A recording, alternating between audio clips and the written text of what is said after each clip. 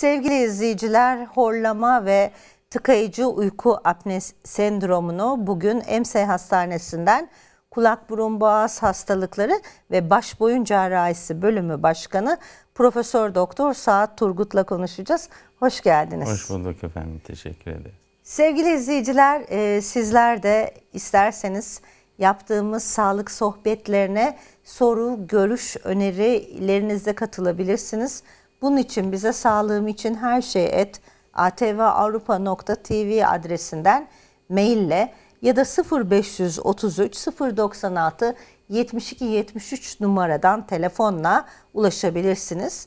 Arkadaşlarımız şu anda ekrana getirdiği gibi Facebook sayfamızı ya da Twitter sayfamızda takip edip her zaman bizlerle iletişim içinde olabilir. Programın videolarına oradan da ulaşabilirsiniz. Şimdi horlama çoğu kişi için uykunun doğal bir süreci olarak görülür. Kimi horlar, kimi horlamaz, normal bir durumdur. Gerçekten horlama uykuyla birlikte görülen normal bir durum mudur? Bir hastalık mıdır ya da bir hastalık belirtisi midir? Teşekkür ederiz öncelikle davetiniz için. Ben de çok horlama teşekkür ederim. aslında bir normal bir durum değil. Horlama uyku esnasında daralan hava yolunun içinden geçen hava akımının oluşturduğu çevre yumuşak dokuları titreştirerek oluşturduğu bir sestir horlama. Horlama varsa bu hava yolunda, yani nefes aldığımız hava yolunda bir daralma var demektir. Bunun sebebi çok çeşitli sebepleri var ama alışkanlık horlama, habitüel horlama dediğimiz basit horlama durumlarında aşırı yorgunluk, alkol alma, aşırı fiziksel egzersiz gibi nedenlerle vücudun kaslarının ileri derece yorulmasına bağlı olarak hava yolundaki kaslar gevşediği için daralır ve doğal bir ses çıkar. Hani bu basit horlama diyoruz. Bu normal uykularında horlaması olmayan insanlar bu tür şartlar ortaya çıktığında aşırı midesi dolu olanlar, işte gece geç vakit yatıp aşırı yorulanlar bir şekilde horlayabiliyor. Bunları normal karşılıyoruz. Buna da basit horlama veya habitüel horlama adı veriyoruz. Yani bu horlama yalnız hava yolundaki darlığın miktarı arttıkça horlamanın şiddeti de artar. Bu bazen 80-90 desibellere çıkabilir. Bu ne demek? Trafik gürültüsü 90 desibel olduğunu düşünürseniz 80-90, trafik işte araçların, tramvayın, metronun çalıştığı büyük ortamda insan uyumasına benzer yani. O zaman hemen şunu söyleyeyim. Aslında horlama hem bir sağlık problemi hem de aslında sosyal bir problemde. Herhalde horlama yüzünden birlikteliği, evliliği bozulan kişiler, iş verimi düşen kişiler de var, değil mi? Evet, horlamayla ilgili benim şöyle bir tespitim var. Horlama kişinin çevresini rahatsız ediyor.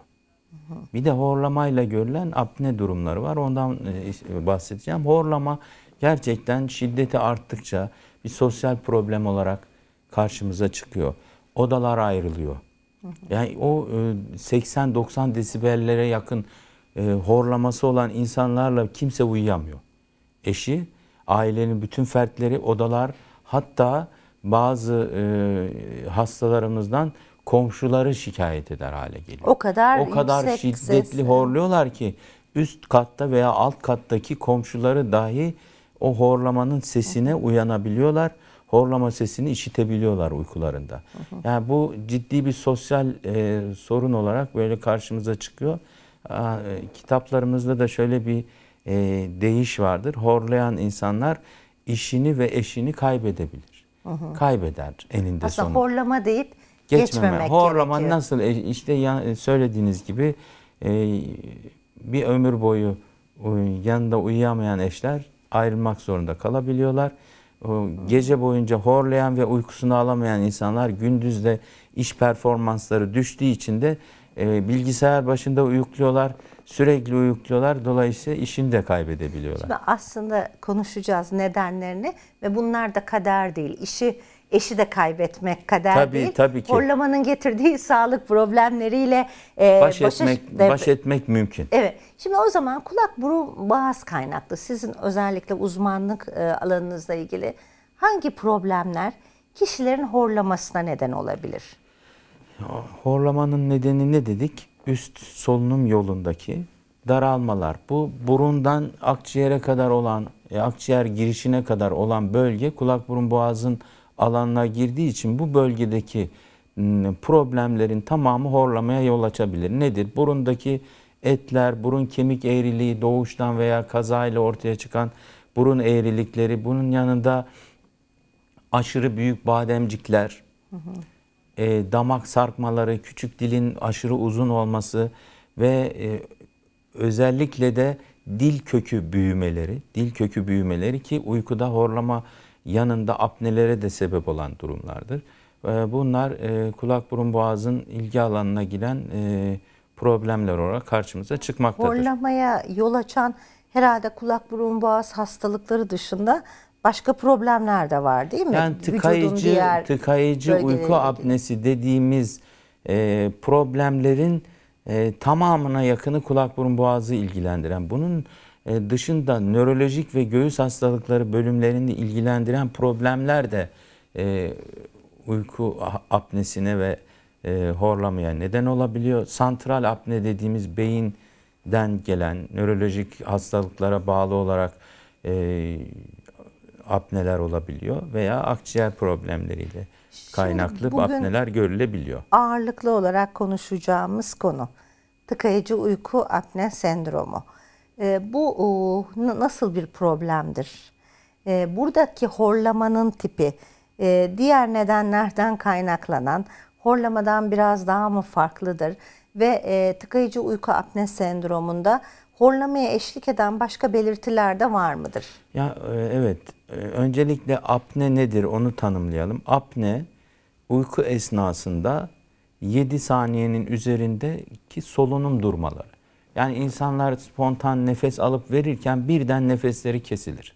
Bu uyku apnesi olan hastalar ve 10 saniyenin üzerinde bu 120 saniyelere kadar çıkabiliyor. Bayağı ciddi uzun nefes kesilmesi olayıdır. Buna apne diyoruz. Horlayan hastaların büyük çoğunluğunda da apne eşlik ediyor. Eğer saatteki apne sayısı 10 saniyenin üzerindeki apne sayısı 7'nin üzerindeyse biz uyku apnesi hastalığından bahsediyoruz. Uyku apnesi hastalığının 3 temel özelliği var. Birincisi horlama. Horlamayla beraber görülüyor. İkincisi tanıklı apne dediğimiz uykuda kişinin kendi fark etmediği ancak uyku partnerinin, eşinin, yanında uyuyan insanların fark ettiği nefes kesilmeleri. Bu oluyorsa ve gündüz de uykululuk hali, istem dışı olarak bir koltuğa oturduğunda, bilgisayar başında uyku kendinde olmadan uyuyan, direksiyon başında uyuyan vesaire. Bu tür bulgu varsa, yani bu 3 bulgu varsa uyku apnesi hastalığından bahsediyoruz. Yani horlama, gece tanıklı apne dediğimiz gece uykuda solunum durması ve gündüzde uykululuk hali, sürekli uykuya meyil. Peki uyku apnesine neden olan faktörler nedir? Hangileridir? Yani uyku apnesine, tıkayıcı uyku apnesine neden olan sebepler işte aşırı kilo, aşırı kiloya bağlı olarak hava yolunda yağlanma. Yağ sadece vücudun görünen kısımlarında birikmiyor. İç organların çevresinde ve hava yolunun kenarlarında da boşluklarda da yağ birikiyor.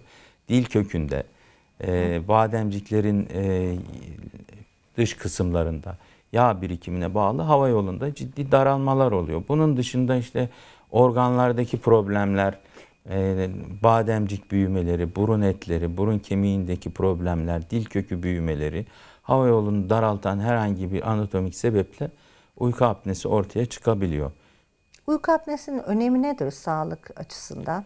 Şimdi uyku apnesi erken ve geç belirtiler olarak bir takım bulgular ortaya çıkarıyor. İnsanların yaşam kalitesini düşürüyor. Erken belirtiler nelerdir? Bu insanlar gece boyunca hani kan oksijenleri düştüğü için derin uykuya dalamıyorlar. Dolayısıyla dinlenemiyorlar. Gece boyunca uykudan sıçrayarak hava açlığıyla uyanan, ağır apnelerde uyanarak boğazlanmış hissiyle uyanıyorum diyen hastalarımız var. Çırpınarak uyanıyorum, uykudan çırpınarak uyanıyorum. Ve erken belirtiler arasında sabah yorgun uyanma, kalkamama, çok uzun süre uyuduğu halde dinlenememe, sinirlilik, unutkanlık, işe konsantre olamama, iş yerinde kendine gelememe uzun süre, sürekli yemekten sonra veya bilgisayar başında sürekli uyuklama, bunlar erken belirtiler. Ama geç dönemde de uyku apnesinin kalp ve beyin üzerine, beyin damarları üzerine ciddi yan etkileri ortaya çıkıyor. Kalp krizi riskini artırıyor. Normal insanlara göre, apne hastalığı olmayan insanlara göre %70 oranında daha fazla kalp krizi riski taşıyor uyku apnesi hastaları. Ayrıca hipertansiyon dediğimiz tansiyon yüksekliğine yol açıyor. Ve şu anda yapılan araştırmalarda ölümlerin %35 ile %70'inin uyku apnesi sendromuna bağlı olduğu ve bunun geç etkilerine bağlı olduğu söyleniyor. Çocuklarda da olabiliyor bu uyku apnesi sendromu ve bu çocuklarda da bizim de bu konuda bir araştırmamız var. Alt ıslatma, gece idrar kaçırma, özellikle apne dönemlerinde sfinkterler ve kaslar gevşediği için bu çocuklar yataklarını ıslatıyorlar. Diş gıcırdatma yine bir çocukluk döneminde de apnenin yol açtığı problemler arasında sayılabilir. Peki tanıyı nasıl koyuyorsunuz? Ve altta yatan hani nedeni ortaya nasıl çıkarıyorsunuz? Şimdi tanı öncelikle uyku merkezlerinde birçok bölümün ortak muayenesiyle biz tanı koyuyoruz. Öncelikle bir kulak burun boğaz muayenesi, tam endoskopik olarak burnu, dil kökünü, damağı, ağzı ve üst solunum yolunu muayene eden bir ciddi bir endoskopik muayene yapıyoruz. Bunun dışında uyku apnesi ile ilgili hikaye veren uyku partnerlerini, özellikle de eşlerine soruyoruz. Hastalar kendisi rahatsız olmuyor çünkü. Duymuyorlardır bile zaten. Ben horluyor muyum, nefesim kesiliyor mu bilmiyorum diyor. Yani o ancak şikayetlerini söylüyor ama eşinden alıyoruz genelde. Bazı eşler zorla getiriyor eşlerini. Kabul etmiyorlar hasta olduklarını çünkü. Onlar horlamıyorum diyor veya başka doktorlara gidiyorlar. Kalp doktoruna gidiyor. İşte gece idrara çıkıyor, şeker hastası olduğunu zannediyor. Diyabet doktoruna gidiyor. İşte tansiyonu yükseliyor, kardiyoloğa gidiyor. Aslında bütün bu hastalıkların temelinde uyku apnesi var. Farkında değil insanlar. Biz bir hikaye olarak eşinden bunu öncelikle hikayeyle bu uyku apnesinden şüphelenip tam bir endoskopik muayene yapıyoruz ve bir gecede uyku laboratuvarında uyku odasına alarak polisomnografi dediğimiz uyku testine yatırıyoruz. Bir takım elektrotlar bağlanıyor, evet, kablolarla. Peki şimdi böyle bir durumda kişiler hangi pozisyonda uyuyorlar? Yani istedikleri pozisyonda normal engel değil. Evet. Tuvalete kalkmaları gerektiğinde ne oluyor? Kalkıyorlar. Yani bir engel değil. Engel değil diyorsunuz. Evet. Peki. Şimdi kablosuz, merak edilen... Evet, kablosuz Wi-Fi ile çalışan cihazlar da şimdi gündeme geldi. Hiç hastaya bir kısıt getirmeden uyumasını sağlıyor. Gece boyunca bu testle kişinin solunumu takip ediliyor. Kan oksijeni takip ediliyor. Tansiyonu takip ediliyor. Kalp ritmi, beyin fonksiyonları. Yani uyku sırasındaki bütün aşamalar tek tek kaydediliyor. Gece uykusunda mı yapılması gerekli gece bu uykusu, testin? Tabii ki. Hani gündüz ben geleyim de uyuyayım mı olmuyor? Gece uykusu olmuyor. önemli. Biyolojik ritme uygun olarak gece uykusu gerekiyor. Sayın Turgut, şimdi artık biraz tedaviyi konuşalım. Sohbetimizin başında dedik ki horlamakta uyku apnesiyle yaşanabilecek sağlık sorunları da kader değil, tedavileri var. Tabii. Uyku apnesi tanısı koyduğunuz bir kişide ne tür tedavi seçenekleri çıkıyor karşımıza? Öncelikle probleme göre değişiyor. Cerrahi tedavilerde de çok seviyeli tedavi dediğimiz bütün hava yolunun bütün bölümlerini ortak tedavi etmek gerekiyor. Sadece burun problemini çözmek horlamayı çözmüyor. Burnu, küçük dil, damak, dil kökü bütün solunum sistemini, solunum yolunu düşünerek cerrahi tedaviyi planlamak lazım. Bunun dışında, cerrahi tedavi dışında hava yolunu gece boyunca açık tutan CPAP dediğimiz devamlı pozitif hava veren maske tedavileri var. Bundan başka diş problemi olan ve çene kaymaları, alt çenesi yapısal olarak geride olan, dili arkaya kayan kişilerde de gece boyunca takılan night guard dediğimiz diş aparatları var ve alt çeneyi öne çekerek hava yolunun açık kalmasını sağlayan cihazlar var. Ama cerrahi tedaviyle %70-80 hastalık sorunu çözülebiliyor. Bu horlama ve uyku apnesiyle beraber başka hastalıklar da görülebiliyor.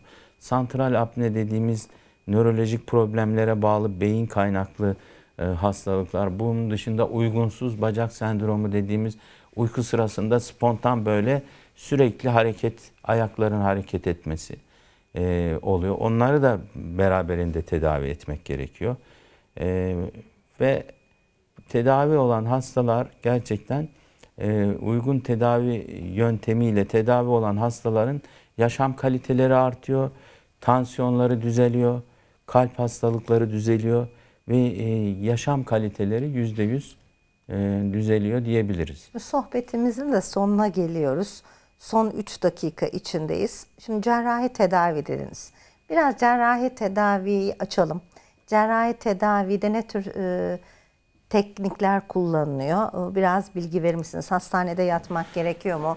Anestezi nasıl? Yani bir gece yatıyor en fazla. Cerrahiler burun cerrahisi. Burunda problem varsa radyo frekans cerrahisi dediğimiz burun etlerinin ışınla, radyo dalgalarıyla küçültülüp hava yolunun açılması. Dil kökü büyümeleri genelde 2 veya 3 seanslık radyo frekans uygulamalarıyla tedavi ediliyor. Ki 2-3 seansta ciddi olarak mesafe alıyoruz ve hastaların apnelerinde büyük oranda düzelmeler oluyor. Radyo frekans cerrahisi. Bunun yanında klasik cerrahiler, işte bademciği büyük olan, tonsilleri büyük olan insanlarda da bademcikler alınıyor.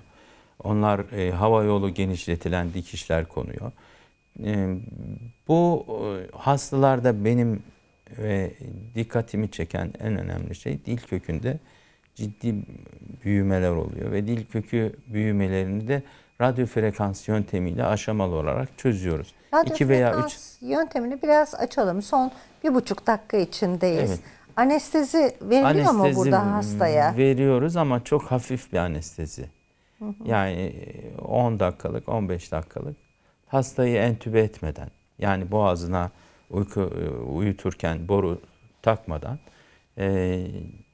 dokular, o sarkan dokular belli bir derece aşağı yukarı 80 dereceye kadar ısıtılıp içine özel elektrotlar yerleştiriliyor, yumuşayan, büyüyen dokuların içine ve onlar küçülüp çekiliyor ve hava yolunu açıyor.